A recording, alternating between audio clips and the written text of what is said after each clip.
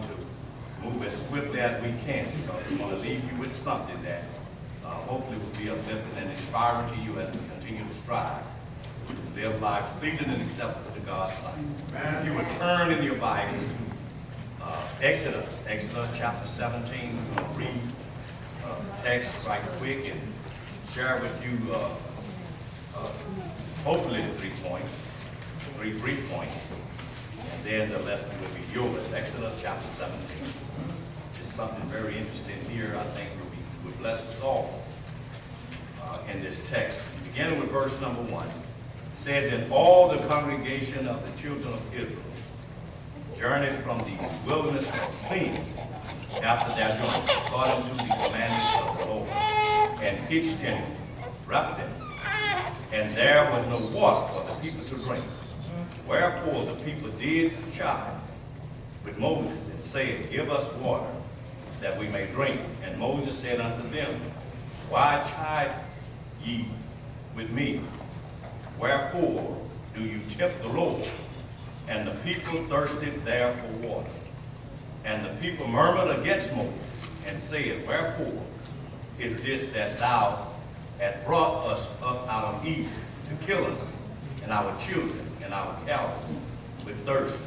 And Moses cried unto the Lord, saying, What shall I do unto this people? They be almost ready to stone me. And the Lord said unto Moses, Go on before the people, and take with thee the elders of Israel, and thy rod, wherewith thou smotest the river. Take it in thine hand, and go. Behold, I will stand before thee there upon the rock in Horeb, and thou shalt smite the rock, and there shall the water out of it,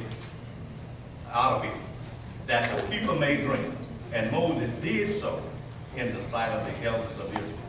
And he called the name of the place Massah and Meribah, because of the chiding of the children of Israel, and because they tempted the Lord, saying, Is the Lord among us or not? From this text we just took for a subject, if we were going to take a subject, a striking solution to a sinful situation. Wow. God's people have always been finicky, very similar to Israel here. The church is still finicky in some instances today. Wow. We want what we want when we want it. And whether that's comfort or discomfort to be removed, we want it right now. And when you see here, they had just been not so soon delivered from Pharaoh in Egypt. And Moses was still leading them. But the problem was they was complaining in Egypt.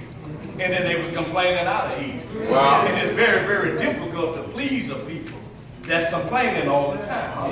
And in Philippians chapter 2 and verse 14 it says, Do all things without murmuring or disputing. Wow. And when you see the church even today, that same thing still goes on. We get one place, and then we're not satisfied there. And we go to another place and we murmuring about where we went and where we were and where we were happy when we got there. God's people are finicky people. Wow. And I know what job preachers have in trying to keep them where God wants them to be careful. Because that's who God has sent to give them God's message. But you see here in this particular text, Moses said, these people almost want to kill me. They almost want to kill me. And they almost want to kill me because I'm doing what you sent me to do. But these people don't want to hold and see your salvation. Wow. See, they was having a problem when they got to the river. You took us out of Egypt to bring us out here so we could die. You should have left us there. But Moses was hearing a lot of junk back there, and he hearing a lot of junk back out here. Well, Moses, and this was one of the rock situations that Moses had. At another time, yes, Moses was told to speak to the rock, and they hit it. In this situation, he's telling them, hit the rock. And in both of these situations, the outcome was supposed to be water. Was going to be water, according to what God had given them. They was in a place where there was no water. They had just been delivered out of Egypt. Then they said, you brought us here to die. Well, It seems like that's like a broken record. Because they said the same thing after they got out of Egypt. When they got to the Red Sea and saw that it had not been separated yet, but they can walk through on dry ground. You brought us here to die. You should have left us in Egypt. But then, how soon do we forget? well, How soon do we forget that God had us have us in His care? He took care of them when they was in trouble, and He took them out of that. Well, and He took care of them when they got to another situation when they thought they was in trouble again. My time is just about running out. But these people were in the situation that they were in because of sin, brothers and sisters. well, God Himself not only was still showing His power, but He was also punishing them as a result. Moses was still their leader, and he still had them on the way to the promised land where He extended them. But these people still had not got God's message, even though they was with God's man, who was giving them the message, and who God Himself was continuing to lead them. And then He was doing all He could to keep Moses, because you all know how we can get sometimes in this flesh.